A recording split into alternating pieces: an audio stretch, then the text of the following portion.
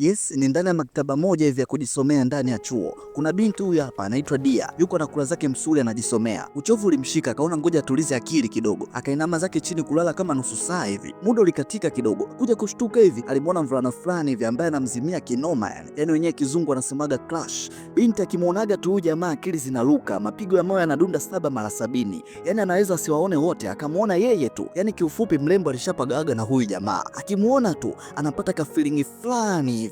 Jamaa alikuwa anaitwa Lohit, darasani ni kipanga hatari. Ukiacha hivyo mchizi alikuwa ni mtu mpole na mkarimu tu, mwamba amepoa yani. Vyote hivyo ndio vilikuwa vinamdatisha bibie. Yaani akimuona hata anapita nje hivi, anamwangalia mpaka mwalimu anamkuta darasani. Aisee, kabinti kamezaa maka. Okay, mchizi pia alikuwa na kipaji cha kuchora, yuko vizuri kinoma. Akichora picha anabandika kwenye ubao wa matangazo. Hebu angalia ule mchoro mzuri Ya, ni mzuri. Siki kachora nani? Natamani nimuone huyo mkaka. Nasikia pia ni handsome na ana akili. Dia alikuwa pembeni akisikia tu. Sasa baadaye jamaa anakuja kumuonesha mchoro rafiki yake, wanashangaa upo. Kumbe binti alipita nao bwana. Kaona we msinitanie. Jamaa akachora mwingine akabandika vizuri tu. Binti kama kawa wivu kidonda kapita nao tena. Jamaa anachoka, mjui ni nani anayefanya hivi. Binti kaenda kuiweka chumbani kwake, anaitazama tu kila siku, mwenyewe anafurahi. Kuna muda anajipaga mazoezi, ni namna gani tumuingia mshikaji kujitambulisha kwake. Yaani anajipa mazoezi kwenye kioo yeye kwa yeye, ataanzaje kuongea naye ili asije kuharibu. Okay, akamchora jamaa siku hiyo akasema leo ndio leo. Afe punda afe ngamia. Mzigo lazima ufike, lazima niongee naye leo. Kajibanza anamsubiri huku anaendelea kujiandaa jinsi ya kuongea. Mwamba huyu hapa sasa anakuja. Binti naye anamfuata. Dadeki. Alishindwa kumface ese. Bado hakuchoka, kaendelea kujaribu kila siku, ila binti ni muoga huyo. Yaani kiufupi hajazoeana na mwanaume. Mission zilikuwa zinafeli kila siku.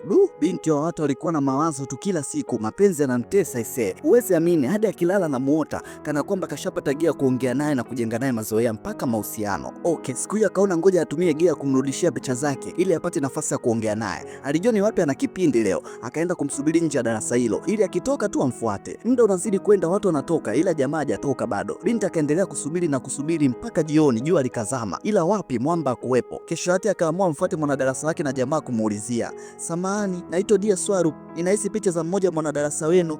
Huyu ni Loit. Nimezikuta huko kwenye uwanja wa basketball. Nimemtafuta jana nimrudishie lakini sijamuona kabisa." Ndio, mbona ameshaacha chuo?" Binti alishtuka kwanza. Ndio, amepata kazi Korea huko kwa diploma yake. So akaamua aache kuendelea kusoma degree akafanye kazi. Binti alishukuru kwa taarifa. Huyo kinyonga akaondoka zake. Pozi lilimuisha, elimu ikawa chungu darasani. Yeye ni kulala tu, hana raha kabisa. Kila kiungo cha mwili kilishoa power, maana si moyo tu, mpaka akili ilitoka. Just imagine wewe hapo binti unanisikiliza, ungejisikiaje yani? Okay, miaka 3 ikapita. Binti alishamaliza zake chuo. Siku hiyo anatoka zake kasini, anaingia zake kwenye lifti kupanda kwenye gorofa anayoishi. Mara ghafla kuna mtu kama kamuona hivi, akashtuka kidogo. Mbona kama sura sio ngeni? Lifti kufunguka hivi. Wahenga waamini kabisa. Walisemaga umzania ndiye, kumbe sie. Ila leo ni yeye. Mwamba Loit bana, OG kabisa, sio feki. Binti alibaki kukodoa macho tu kama winga aliona duka jipya. Sasa anajiuliza huyu anaenda wapi? Na si nilisikia yupo Korea. Watu wanazidi kushuka na lifti inazidi kupanda. Yeye ni pressure tu, anajiuliza maswali si chini ya 1000. Hofu. Okay, binti akafika floor yake akashuka. Ghafla akaitwa jina lake. Alishtuka sana. Hi, naitwa Loit. Nilisoma chuo kimoja na ulichomaliza wewe, ila sikufanikiwa kumaliza, mimi nikaenda kufanya kazi. Na pia nakufahamu vizuri sana wewe. Umenijuaje? Nilikujua siku ya kwanza ulipojigonga kwenye dirisha la darasa letu, kipindi unapita kwa nje. Ndio siku ya kwanza kukufahamu. Nikakufuatilia na nikajua na jina lako. Vipi leo? Unafanya nini hapa? Nipo hapa kikazi. Naishi apartment chumba namba 701. Binti akashtuka. Yaani kumbe na yeye anaishi 702. Yaani vyumba vyao vinaangaliana. Basi jamaa ndo alikuwa muongeaji na kuonekana anamjua sana binti. Yeye kimya tu. Mara ghafla wasio wale wakatoka. Mdogo, huyu anaitwa Loit, tulisoma chuo kimoja. Vipi kwema Loit? Salama mzee. Okay, Loit, huyu mwingine ni baba yangu. Mzee alikuwa ni Pacheko, menono 26 kidogo. Wazee hao wakaisha zao. Kumbe binti anaishi na mzee wake bana. Basi wakaagana tu pale. Kuingia ndani hivi. Kwanza kuamini, anahisi kama ndoto hivi. Haamini kama leo amekutana na mwanaume wa ndoto zake. Na tena baada ya miaka yote hii wanaishi sehemu moja yani. Basi taratibu ndoto za Dia zilianza kutimia. Mazoea ya rafiki alianza, story nyingi, yani wanaweza kagada mlangoni hapo wanakula story tu kabla ya kuagana. Weekend binti anaamka asubuhi na mapema, anachungulia mlango wa jamaa. Mwamba akitoka zake kwenda tizi na yeye anajifanya kutoka nje ili mradi tu, yani bila sababu. Basi ikabidi amtoe na yeye tizi. Dia ikawa ni mchezo wake sasa, hata akitaka kwenda kazini anamvisia Mwamba naye atoke ili waongozane pamoja. Binti ni mwoga kufunguka hisia zake kwa Mwamba, anaogopa sijui atamchukuliaje. Urafiki wao ulizidi kukua siku hadi siku, muda mwingi free time wanakuwa na spend pamoja. Siku hiyo sasa binti Dia alishuhudia jamaa akiongea na msichana mmoja hivi ana kwa ana, kisha wakakumbatiana hivi. Ndio yale amboso, penzi limevuja tena. Aliondoka kwa asili akarudi nyumbani. Zile picha alizitunza mpaka leo, ila kwa tukio aliloliona lilimtia wivu kinoma, akaamua kuzichana tu kabisa, zina faida tena kwake. Kumbe jamaa na mtu wake bana, anajihisi mwenye mikosi ni yeye tu kila siku, pepo la usingo linamwandama. Akakata na mawasiliano yenyewe kabisa, abaki kuguza kidonda chake. Siku anarudi zake nyumbani kutoka kasini, anakutana na bahasha mlangoni. Akaingia zake ndani na kuanza kuifungua. Anakutana na picha yake ya kuchora kwanza ya kipindi hicho, muonekano wake kipindi anasoma. Sasa kumbe ipo hivi, jamaa naye kuna siku alimuona binti kwenye tukio fulani hivi, akatokea kuvutiwa naye, ila alishindwa kumpata, hajui wapi pa kuanzia. Yani naye alikuwa kama binti, na yeye pia alikuwa anamfuatilia sana binti kisirisiri. Hata binti alivyokuwa akimvizia mlangoni, na yeye jamaa alikuwa akimvizia binti mlangoni. Yani walikuwa wanachunguzana kisirisiri bila wote kujuana kuwa wanapendana. Kila mtu alikuwa anamuogopa mwenzie. Sasa Mwamba lendo akaamua kufunguka ukweli wote na kumwambia binti kupitia barua. Binti hakuamini. First alitoka kumkimbilia mpaka mlangoni, akajua tu yupo anamchungulia. Kweli bwana, Mwamba huyu hapa. Mapenzi bana. Yule ni nani? Yule ni mfanyakazi mwenzangu, alikuwa anahitaji kuwa na mahusiano na mimi. Nilimwambia ukweli tu kuwa nina mtu na ninampenda sana, natamani niwe naye, ila sio yeye nitampotezea muda wake tu. Hata lile kumbato ni kumbato la kumfariji tu, aende kwa amani, asiniwaze mimi. Hivi unajua kuwa mimi ndo nilikuwa naiba picha zako? Jamaa alishangaa, alikuwa ajui kuwa kumbe binti naye alikuwa anampenda. Hata yeye pia zile picha alikuwa anachora kwa ajili ya kumfutia binti, ila alikuwa anashangaa ni nani anaiba. Walishindwa jizuia baada ya kutambuana pale, walikumbatiana kwa furaha kinoma, ndoto zao zimetimia. Kila mtu alikuwa anamtamani mwenzie. Hata Mwamba kuja kupanga hapa ni alimfuata binti tu. Siku zilikatika. Sasa hivi sio kificho tena, wote ni wapenzi wa kushibana. Binti ndio utamu umemkolea huyo, hatari. Macho muda wote hapo kwa Mwamba. Samahani kidogo, simu ya kiofisi, nimewadanganya leo kuwa naumwa, wasinisumbue. Binti alimtazama tu kisha akamwambia I love you. Mbona muda tayari mpaka sasa hajaweka filamu? Huyu hajanisikia au? I love you. Unasema ina maana unisikia au kusudi? Najiongelesha peke yangu hapa, si ndio? Au nakioza kidemjao kile? Au nimekukosea chochote? Hapana la azizi wangu, utamu wa juisi ya miwa. Nimekusikia, nilitaka nikukosilishe kidogo tu nione hasira zako. Basi zilikuwa stori za wapendanao, viutani vya hapa na pale. Muda wa movie ukafika, ni vicheko na furaha tu. Kama hujawahi kwenda sinema na mtu wako, siku moja jaribu kwenda. Kuna kalaza fulani hivi mkiwa wawili tu. Acha yani. Baadaye hawa wakiwa kwenye kipiki chao na rudi zao nyumbani, huko wakiwa wanakula stori ya namna gani wataongea na wazazi wao wafanye mpango wa ndoa waoane. Ila binti anahofia mzee wake sijui atakubali. Ila nimepata idea ghafla.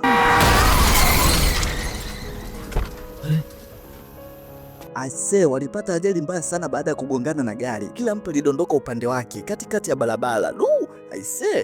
Baadaye binti anakuja kuzinduka, yupo hospitali. Mdogo wake akiwa karibu naye akauliza, Loiti yuko wapi? Usijali, pumzika kwanza, Loiti yuko sawa. Hapana, nahitaji kumuona. Haiwezekani kwa sasa, yupo ICU, hakuna mtu anaruhusiwa kule, baadaye utamuona. Ila mdogo akafikiria, akaona ngoja aseme ukweli tu. Mwanangu, ukweli ni kwamba Loiti amefariki dunia kipindi anakimbizwa hospitali. Binti kama hakuamini hivi anachokisikia. Alianza kulia tu, na hali yake ilivyokuwa mbaya, anashindwa hata kunyanyuka maskini.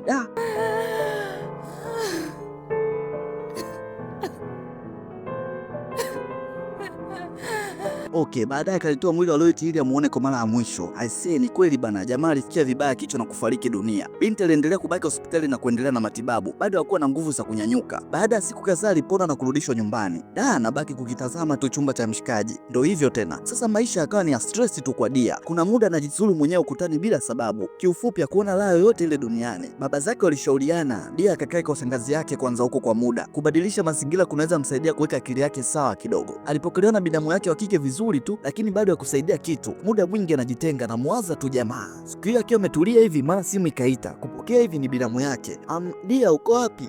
Samahani, najua baadaye jioni na appointment na dokta, ila samahani sitoweza kuja kukusindikiza leo. Nimetoka out kidogo na marafiki zangu. Kama utojali unaweza ukaenda mwenyewe. Samahani, lakini pia usimwambie mama, sawa? Sasa kipindi anaendelea kuongea huku, yeye alikuta kipande cha gazeti kinachoeleza kuwa kuna mtu alijiua kwa kwenda kusimama katikati ya barabara ya treni na kujitoa muhanga. Dia naye akaona ndio chansi Yaani kama shetani lilimuingia hivi, moja kwa moja naye alienda kwenye njia ya treni. Lengo lake naye ajitoe muhanga. Haoni sababu ya kuishi kabisa. Kashindwa kuvumilia maumivu ya moyo na mateso ya akili. Bora amfuate ampendaye tu. Sauti ya treni kwa mbali inasikika. Binti kashajiandaa vizuri tu, anavuta pumzi za mwisho. Kweli bwana, treni hili hapa. Na huku pembeni simu yake inaita. Chuma kinazidi kuja, binti kajikaza ise. We alishindwa bana. Unafikiri kifo ni mchezo wa mdako? Dadeki yahitaji moyo, sio wa chuma tu, bali wa dhahabu. Hakuamini kwanza, ikabidi atulie pembeni kidogo. Mara simu ikawa inaita tena, ikabidi apokee. Hello, naongea na Dia Supu, si ndio? Ni Swarupu, sio supu. Vyovyote vile bana. Sikia, nataka nikupe taarifa nzuri zitakazokufurahisha. Najua unajiuliza maswali mengi hapo, kuwa mimi ni nani?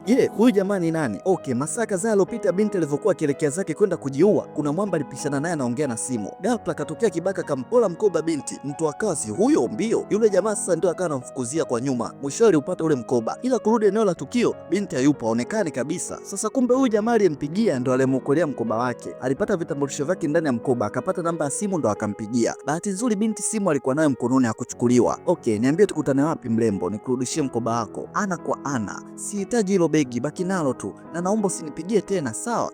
We vipi? Kuna kadi zako za NIDA na za benki humu. Iweje utaki tena begi lako? Dia akakata simu yenyewe. Yaani kumbe binti alipolwa mkoba, lakini wala hakujali wala nini. Kasaidiwa, anataka arudishiwe napo hataki. Mpaka kadi za benki kazisusa unaambiwa. Anajiuliza sijui ajaribu tena kujiua. Okay, siku inayofuata jamaa yuko na mshikaji wake anamuelezea. Jana nimekutana na mtu wa ajabu, huwezi amini. Au atakuwa akishua yule kina Paula, kwao hakuna shida ndogo ndogo. Mchizi alikuwa anaitwa Adi. Mwamba alikuwa ni mcheshi kinoma, yani maneno mengi.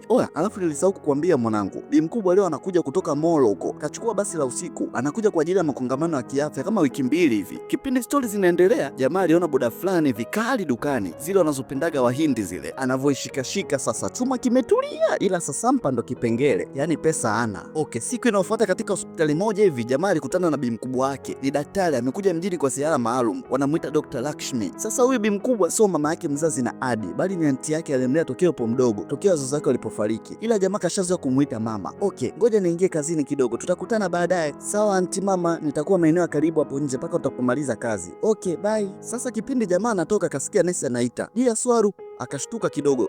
Ile jina mbona kama analijua? Ni kweli bana, alikuwa ni binti mwenyewe amekuja kuonana na daktari kwa ajili ya afya yake. Mchiza akaamua mtokee kwanza kwa pembeni. Binti anageuka hivi, huyu kijana vipi? Mbona ananikodolea macho? Kumbuka hawa hawajuani kwa sura, waliasiliana tu. Samani madam, unaweza kunitajia majina yako matatu? Binti akaona huyu kijana vipi? Niondoke kwanza. Dia Supu. Binti naye akashtuka, akarudi kukaa, akagundua huyu ndio yule jamaa alinisaidia mkoba wangu na kunipigia simu. Mchizi naye analeta mbwembwe pale, ndio mimi.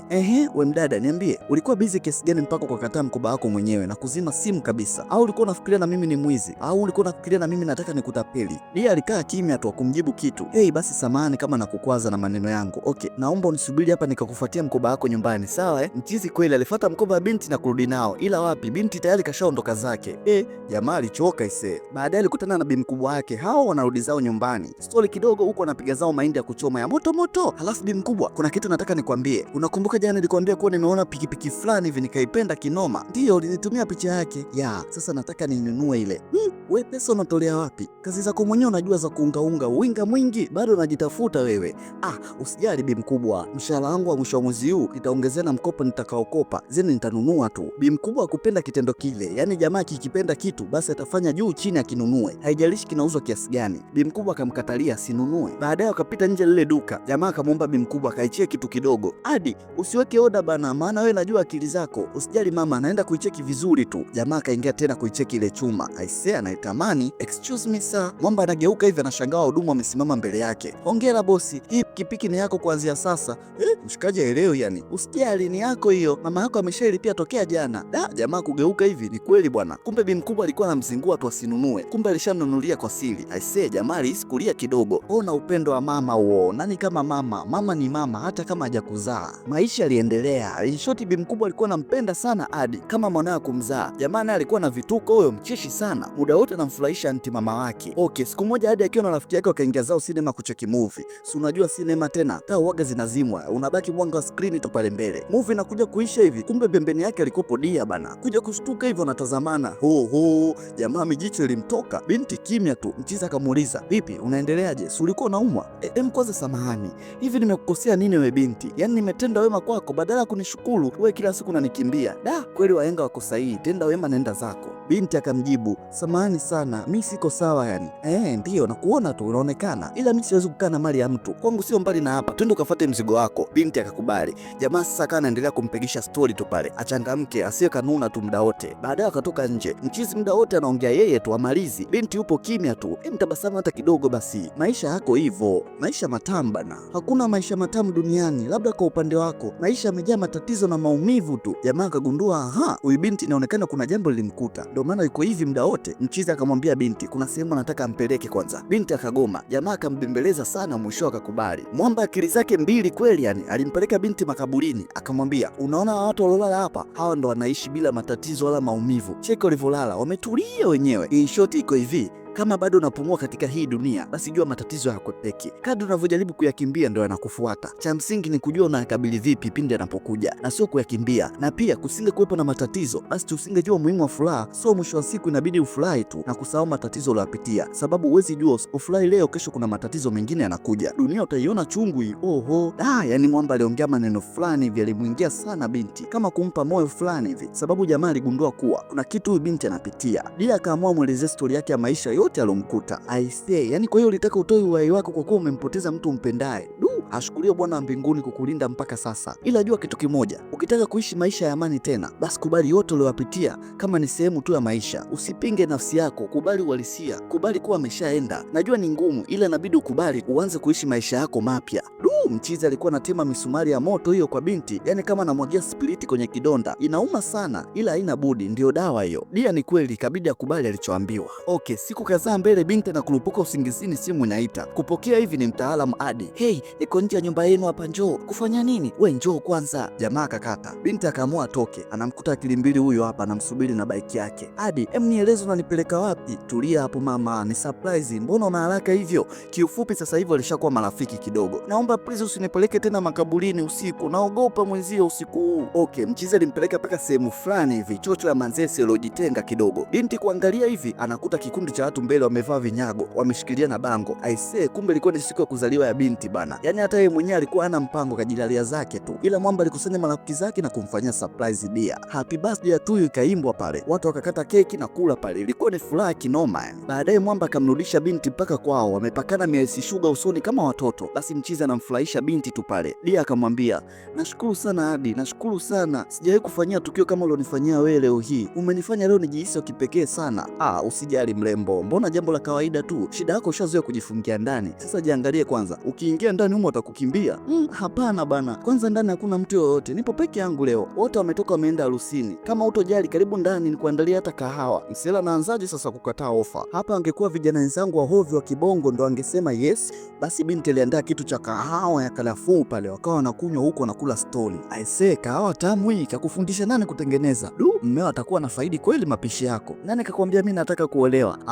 Acha basi, yani mimi mwanaume nimesimama mbele yako hapa alafu naongea kwa ujasiri kabisa, utaki ndoa kweli? Adi, please, naomba tusilete matani kwenye hili. Wewe mimi ni rafiki yangu wa pekee sana na wa karibu niliokuwa naye kwa sasa. Kwa hiyo naomba tusihusishe masuala ya mapenzi kwenye urafiki wetu. Nilishasota sana kuhusu mapenzi. Okay, samani, sirudi tena. Ulimi wangu unalopokaga tu. Sisi tutabaki kuwa mabest friend tu, sawa? Maisha yaliendelea sasa, binti akiwa tayari kashapata mtu wa karibu anayemfurahisha. Sio kama zamani alivyokuwa mpweke muda wote. Sometimes wanapika pamoja. Jamaa alikuwa mtu wa vituko tu muda wote. Story nyingi hapo yani. Siku moja akiwa ametoka zao matembezi, binti alimwambia, "Kesho narudi nyumbani kwetu Mumbai. Unaondoka? Mbona imekuwa ghafla sana hivyo? Mbona unakuja kuniambia leo tena usiku kuwa kesho unaondoka? Masuala gani haya ya kushtukizana? Unaondoka muda gani? Nachukua basi la saa 1 asubuhi.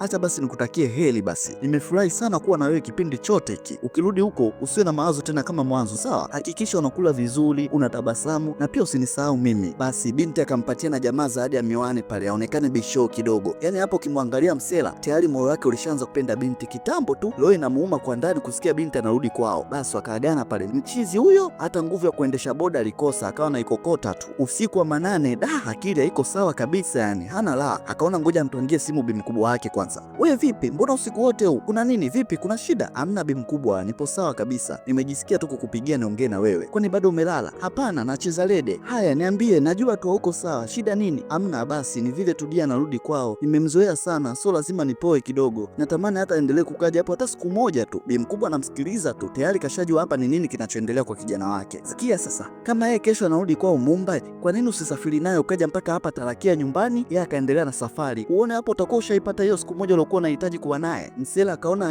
mbona bi mkubwa katoa pointi 3 za muhimu hapa. Aisee, asante sana, sikufikiria hilo, ngoja nijiandae nimpigie na yeye nimwambie. Okay, asubuhi na mapema Msela alimpakia binti kwenye boda, hao mdogo mdogo wakafika sehemu wanapumzika, wanakula ka upepo kidogo, zeni safari inaendelea. Wakachukua na treni, ni story tu zinaendelea. Jamaa yeye ndo furaha yake kuwa na binti karibu muda wote, ndio maana safari anaikuza inakuwa ndefu. Usiku hakuna kulala, ni story tu. Mchizi anakuja kushtuka hivi ni asubuhi, binti bado kalala na treni ilishafika kituoni. Akaona ngoja asimwambie, ajiandae asipe zake tu, huyo anaogopa kitendo cha kuagana kitamuumiza sana. Treni ndio hiyo inaendelea na safari. Sasa jamaa anaitazama tu mpaka inaishia, yeye safari yake ndio imeishia hapo, ila kuja kushtuka hivi Dia kumbe naye alishuka bana kuondoka. Mchizi akamkimbilia faster, binti akamwambia, yaani una hata aibu, unaniacha niondoke kirahisi bila hata kunipeleka kwenu. Aisee, nisamee sana. Haya, peace, twende nikakutambulisha kwa bi mkubwa. Okay, jamaa alifikisha binti mpaka kijijini kwao, akamtambulisha kwa anti mama wake pale, na binti akaamua kukaa hapo siku 2 tu. Kesho yake jioni ghafla binti alipatwa na homa. Jamaa hakuwepo nyumbani, alikuwepo hospitali na mama yake, si unajua ni daktari, ikabidi arudi home faster kumcheki binti na kumpatia dawa kidogo. Hali ya hewa kwao binti Dia kuizoea, ndio maana mwili ulichemka kidogo. Mchizi akamweka sawa pale, utani wa hapa na pale, kilembo kinajichekesha chekesha tu, kinaona la mwenyewe kinavyopewa kiale. Okay, mchizi akatoka zake kwenda chumbani kwake, mara binti aanze viuchokozi vya kumuita, yani basi limnadi tu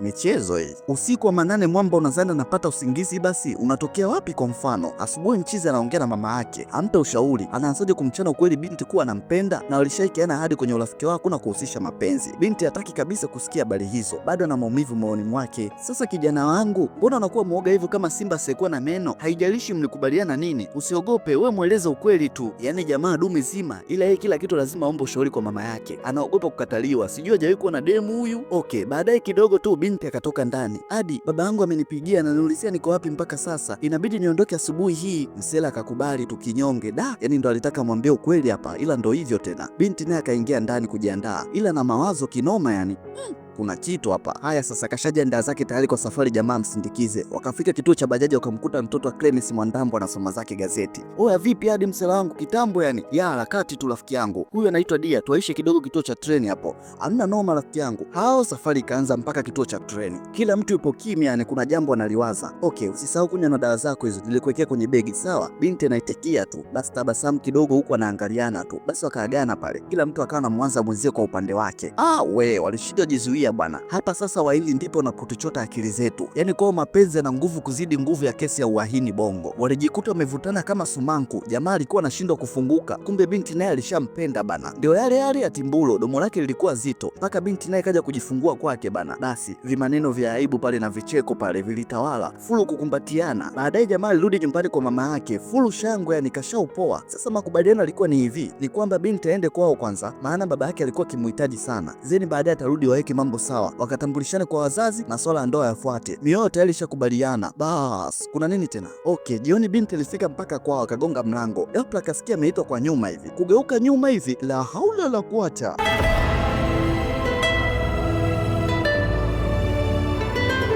Bana ni Loiti bana, mchumba wake wa zamani yule aliyefariki. Okay, hii ipo hivi. Baada ile ajali daktari alisema kwa upande wa Dia hakukuwa na tatizo kubwa sana, atakuwa sawa tu, ila shida ilikuwepo kwa Loiti. Upande mmoja wa ubongo wake ulivilia damu na kuganda ndani yake, so kwa sababu hii anaweza kupata ukoma wa kulala kitandani tu bila kuzinduka. Hii inaweza kuchukua maisha yake yote kuwa hivyo, au kama hali ikiwa nzuri kabisa itachukua miezi 3 mpaka 6 kurudi kwenye hali yake ya kawaida. So lolote linaweza tokea, hakuna uhakika moja kwa moja. Umbe msela akufaga bana. Ba mdogo aliuliza, tunafanyaje sasa? Hivi unafikiri tutamwelezaje Dia akisinduka na kumuulizia Loiti? Tutamwambia ukweli tu kuwa inabidi Loiti akatibiwe nje. Hapana, tusifanye hivyo. Dia hapasi kujua kuhusu hili. Inabidi tumwambie Dia kuwa Loiti amefariki. Unajua ni kwa nini? Dia anampenda sana Loiti. Kama akijua ukweli, atakaa muda wote akimsubiri Loiti, ambaye daktari amesema hana uhakika wa 100% kama atazinduka. Vipi kama atakaa kitandani maisha yake yote? Wala tumdanganye tu, hii itamuuma kidogo, ila baada ya muda atakuwa sawa tu na atasahau na ataolewa na mtu mwingine, na kama Loiti katokea atapona, basi tutawakutanisha, wataoana. Yani hapa inabidi tucheze kama Pele pande zote. Bana huu ndo mkasa mzima ulivyokuwa, na kweli bana, jamaa huyu hapa kapona. So kipindi chote hiki binti alidanganywa, na sasa ba mdogo anasema hakuna muda wa kupoteza, wafanye mpango wa ndoa, na pia kama wamemkosea wamsamehe tu. Okay, baadaye Dia akatoka na Loan wale story kidogo. Jamaa alimkumbatia binti kwa nguvu, alimmisi sana anafurahi Mungu kamponya na karudi kwake. Aliongea maneno ya furaha kinoma, ila shida sasa ipo kwa binti. Alijikuta hana la kusema, analia tu. Unajua ni kwa nini? Ni kwa sababu tayari moyo wake ulishampenda mwingine, kwa maana ulishajua huyu amekufa. Sasa hapa mtihani unabaki kwake, achague kunyoa au kusuka. Upande wa pili mwamba wetu Chino yuko na luka zake makombolelo. Mara simu inaita, akaenda kuipokea kwa mbwembwe kabisa. Hey mlembo wangu, mbona simu yako umeizima leo siku nzima? Unajua kwa mapigo yangu ambayo alivyokuwa akienda mbio, utanifanya nilaze mwenzio. Jamaa akashtuka, mbona kama anaongea peke yake? Vipi, uko sawa wewe? Binti kimya. Niambie basi, nini shida? Mlembo ikabidi amchane ukweli wa mambo tu, kila kitu kilichotokea. Jamaa alishiwa pawa kabisa. Kwa hiyo umeamua nini? Samahani, hebu nipe dakika 5 kwanza, nitakupigia. Mchizi alishusha pumzi kwanza, yaani hapa dunia yote anaona imeenda kisengele nyuma. Binti akampigia tena. Hapana Dia, nimefikiria, nimeona siwezi kabisa kukuacha. Nimekupata kwa shida sana, siwezi kuruhusu uende kirahisi. Na kuja huko kwenu kukutana na huyo Loiti na kumwelezea kila kitu kuhusu mimi na wewe. Atanielewa tu na nitafunga ndoa na wewe. Au nitakuwa mjinga sana. Hapana, sikia, wewe fanya kitu kimoja, usioke kuhusu mimi kabisa. Nyie wa nini tu, sababu mimi ni kama mtu wa tatu niliyejitekeza kwenye penzi lenu. Nitakuwa sijatenda haki kabisa kwa mtu alilala kitandani miezi 6 kwa ajili yako. Naomba unisaidie kitu kimoja, vunja line yako uweke mpya ili nisiweze kukupata tena. Please, naomba fanya hivyo na kutakia maisha mema. Bye.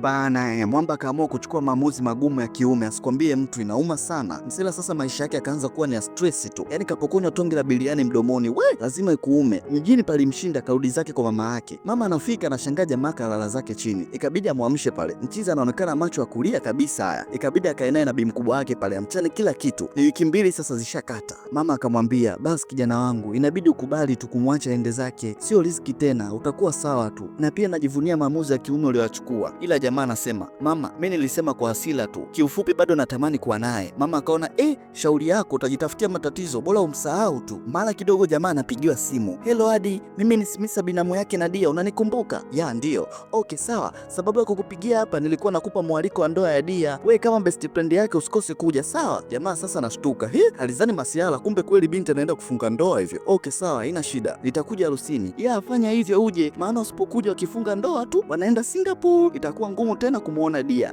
Yani huyu binamu hajui kuwa Dia na huyu alishapendana, yeye analopoka tu. Adi, kesho kuna sehemu kidogo nahitaji twende kijana wangu. Hapana mama, kesho naenda kwenye maandalizi ya harusi ya Dia. Sawa, usisahau kula na meza moja na familia yake. Mama, lakini nisipoenda ataondoka, kwa hiyo nataka nimuone tu mara ya mwisho. Adi, jaribu kuelewa, huko utaenda kujiumiza moyo wako bure. Achana tu na huyo binti, sio riski yako. Mama hakukubali kabisa kitendo hicho, hakutaka Adi aende kule kabisa, ila jamaa mbishi. Bi mkubwa akaongea maneno ya uchungu na makali pale na kumkataza asiende, kisha huyo akaondoka zake. Asubuhi kuna kucha, mama anamuita Adi, anakuta jamaa yupo. Simu inaita, kwenda kupokea hivi ni Adi kapiga. Samahani mama, kwa mara ya kwanza nimepinga uamuzi wako, naenda kumuona Dia. Bye. Jamaa akakata simu. Okay, tukija huku upande wa pili jijini Mumbai, Adi alitia timu bana mpaka kwenye sherehe hiyo, akaenda zake akatulia tuli kwenye meza. Kwa mbele pale binti Dia huyu hapa akiwa na Loiti, na hii ilikuwa ni kama send off ndoni siku inayofuata. Jamaa anacheki hivi, aamini macho mekundu, na hata Dia naye alionekana hana furaha kabisa, sura ya huzuni, huku Loiti tabasamu bashasha.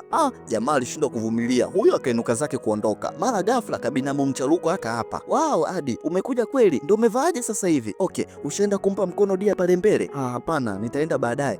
Twende huko, acha zako na wewe. Aisee, uso kwa uso na binti hadi hivi amini unaambiwa. Binti anatamani kulia. Mchizi akafika mbele, akatoa mkono wa pongezi kwa Loiti pale, akawasifia na kuwasifia, wanapendezana sana, wakaomba wapate na picha pale. Jamani anajikaza tu, ila hapo moyo unavuja damu. Aisee, hiki alichofanya mwamba ni kipaji, mimi siwezi kabisa. Kisha akamwaga binti huyo akasepa zake. Vipi, unamjua huyu mtu? Binti kimya tu, anaonekana hana furaha kabisa. Jamaa alimtazama akagundua hapa kuna jambo, so bure. Yani hata akimshika hivi binti kama hataki hivi. Loiti akagundua tayari huyu sasa hivi sipo moyoni mwake, kuna mtu anampenda. Loiti akaamua mvute chemba kwanza binti waongee. Dia naye akamchana ukweli tu kuwa kuna mtu yupo moyoni mwake sasa hivi, yeye alishamsahau, anamuona kama kivuli tu. Mchizi naye akakubali, akamwambia siku zote mapenzi halazimishwi, moyo wa mtu ukikataa umekataa. Inaniuma ila inabidi niseme tu ukweli, wewe nenda tu kwake. Binti hakuamini. Ya, nenda tu kwake, kuliko nyie wote wawili muumie, bora niumie peke yangu, nyinyi mfurahie. Hiyo ndo haki, wengi wape. Please, naomba uende. Dadeki jamaa kamaliza na yeye kachukua maamuzi magumu ya kiume. Okay, binti alifunga safari mpaka kijiji cha kina Adi, huku akiwa na shauku kubwa moyoni. Kufika kwenye nyumba na kutana na mlinzi wa nyumba anafunga milango. Sasa hizi Adi nimemkuta, kwani hujui chochote kilichotokea? Kimetokea nini? Okay, kwa hivi jamaa alipoondoka kwenye sherehe pale, moja kwa moja alirudi zake mpaka nyumbani, ila anafika na kutana na umati wa watu wengi. Anashangaa kuna nini tena hapa, mbona sielewi. Ile kufika katikati, inna lillahi wa inna lillahi rajiun, Bwana ametoa, Bwana ametwaa. Bi mkubwa wake alifariki dunia bwana, akapewa taarifa pale kuwa alikuwa akisumbuliwa na ugonjwa wa moyo muda tu, ila jana mchana shambulio lilimpata na hakukuwa na mtu wa karibu wa kumsaidia mpaka anafariki dunia. Jamaa akaomba watu watoke nje kwa dakika kadhaa kwanza. Mchizi kosa hakuamini kabisa anachokiona. Msela alianza kulia mpaka mlenda wa kizungu unamtoka puani.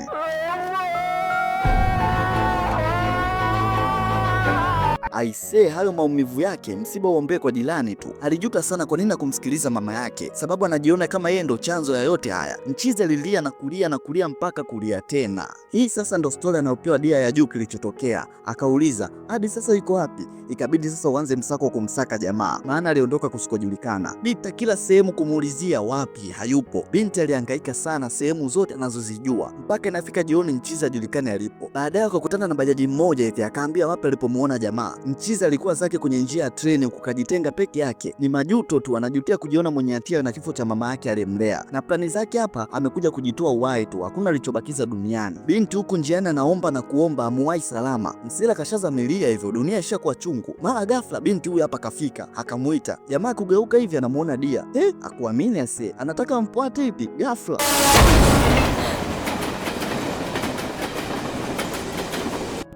Kwisha habari yake bana. Huwezi kuamini mchezo ndo uliishia hapo. Kama wabongo yani, maswali mengi ubaki nayo kichwani mwenyewe. Hadi aligongwa na treni na kufa hapo hapo mbele ya macho ya binti. Je, itakuwaje kwa binti? Atarudi tena kwa mpenzi wake wa mara ya kwanza au la? Mimi na wewe hatujui. Filamu ndo ikafikia tamati hapo, ambayo inakwenda kwa jina la Dia. Bila kusahau ulikuwa na mimi hapa Chandi Dola Ghost Hard Vocal. Ukipenda unaweza niita Chandi Kapoor, ninayekuletea story tamu kabisa kwa lugha rahisi na nyepesi ya Kiswahili. Shout out kwa mafans wote. Pia kama hujasubscribe, usisahau kusubscribe, weka comment yako hapo chini, like na share kwa marafiki ili kuendelea kuenjoy zaidi ndani ya EY Movies. Mpaka wakati mwingine tena, bye bye.